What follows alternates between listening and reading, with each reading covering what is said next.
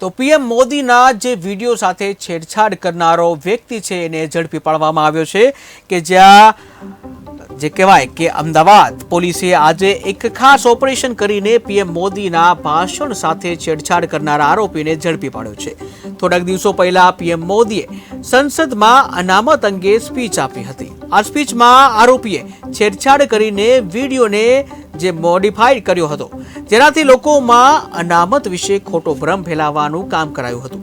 આ પછી નોંધાયેલી ફરિયાદના આધારે અમદાવાદ શહેર ક્રાઇમ બ્રાન્ચની ટીમે ફેસબુક આઈડીના ટ્રેસિંગના આધારે આરોપીની ધરપકડ કરી લીધી છે.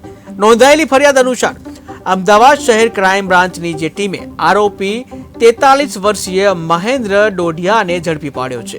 જ્યાં ઘટનાની વિગત એવી છે કે થોડાક દિવસો પહેલા દિલ્હીમાં સંસદ ગૃહમાં જે પીએમ મોદી દ્વારા અનામત વિશે ભાષણ આપવામાં આવ્યું હતું. આ ભાષણ થકી દેશના લોકોને અનામત વિશે માહિતી આપવામાં આવી હતી, પરંતુ આરોપીએ આ ભાષણનું ખોટું અર્થઘટન કરીને ભ્રમ ફેલાવવાનો પ્રયત્ન કર્યો હતો.